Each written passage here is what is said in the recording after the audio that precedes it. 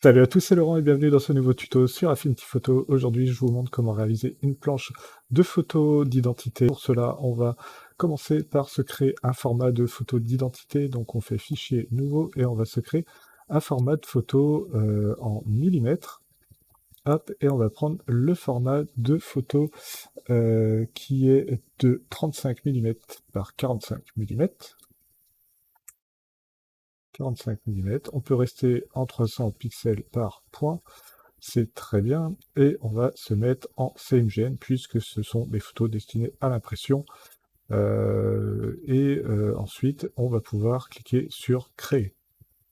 Donc là, on a déjà notre format photo, et ce qu'il faut savoir pour une photo d'identité, c'est qu'il y a certaines choses à respecter, comme la taille du visage qui doit être comprise entre 32 et 36 mm. Donc pour cela, je vais me créer un petit rectangle, hop, voilà, et je vais lui mettre une hauteur de 36 mm, et puis je viens centrer ce rectangle sur ma mise en page.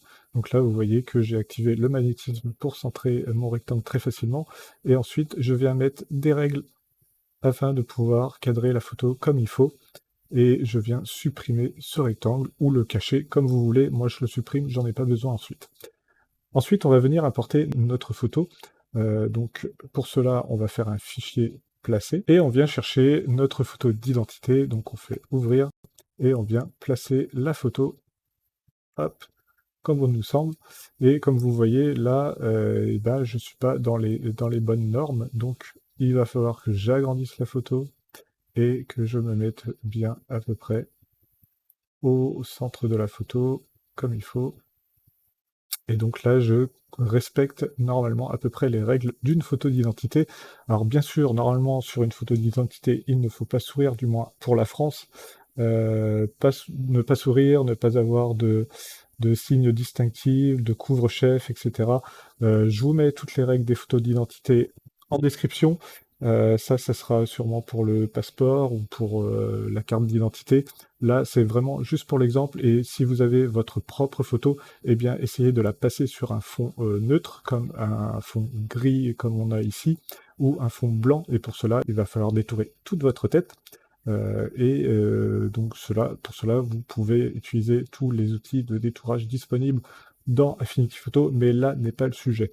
Une fois que nous avons fait notre placement de photo, eh bien, on va faire un clic droit dessus et on va tramer et ajuster la photo. Et là, vous voyez qu'elle est pile poil au format 35 par 45. Eh bien, c'est parfait. Maintenant, on va pouvoir la copier avec un CTRL-C, et on va venir se créer un nouveau document, une nouvelle planche, cette fois-ci en 6 par 4 pouces. Alors le 6 par 4 pouces, si vous préférez le mettre en millimètres, ça fait 152 par 101 mm, j'arrondis, qui correspond tout simplement au papier photo qu'on peut trouver dans le commerce, hein, type Kodak, type Epson, et qui est compatible avec nos imprimantes familiales et pas forcément professionnelles.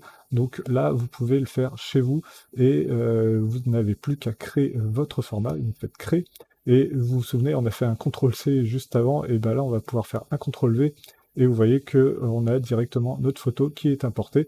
On n'a plus maintenant qu'à la dupliquer une fois, hop, et une deuxième fois, et une troisième fois, pour avoir 4 photos identiques alignées. On prend ces 4 photos-là, et on les groupe, et on duplique le groupe avec un CTRL-J.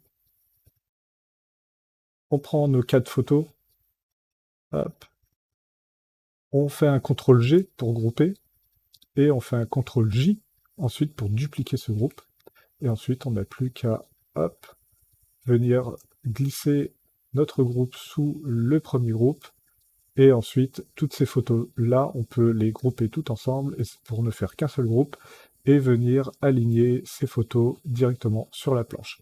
Maintenant il ne nous reste plus qu'à faire des traits de coupe, comme ça vous allez pouvoir découper directement au cutter vos photos. Pour cela, vous allez utiliser l'outil plume, et avec l'outil plume, vous voyez que vous allez pouvoir tracer des traits directement dans les coins.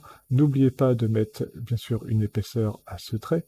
Voilà, 0,6 points, c'est pas mal.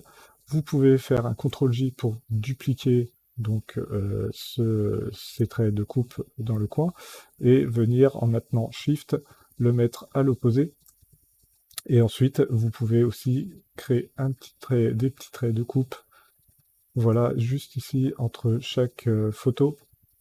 Et vous venez dupliquer là aussi, donc avec Shift-Ctrl, et j'ai glissé mon trait pour le coller. Et là, avec Ctrl-J, je duplique ce trait-là. Ensuite, mes traits de coupe, je viens les grouper, je fais un CTRL-J, et sur ce groupe-là, je viens faire un clic droit et je vais cliquer sur transformer et retournement à la verticale. Et là, j'ai mes traits de coupe qui sont faits pour le haut et le bas de ma planche. Il ne me reste plus maintenant qu'à mettre un trait de coupe à gauche, voilà, et un trait de coupe à droite, et ma planche est faite. J'espère que ce tuto vous aura plu. C'était un tuto assez rapide, mais qui peut être utile quand on veut faire des petites planches de photos d'identité et qu'on n'a pas forcément un photomaton à côté de chez soi. Eh bien, on se prend en photo sur un fond blanc, comme un mur blanc, et on vient composer sa propre planche dans Affinity Photo. N'oubliez pas d'attribuer un petit pouce levé en l'air pour référencer la vidéo si elle vous a servi, et de me laisser un petit commentaire sympathique afin de référencer la vidéo via l'algorithme YouTube. Je vous souhaite un très bon apprentissage sur Affinity Photo. À plus, ciao.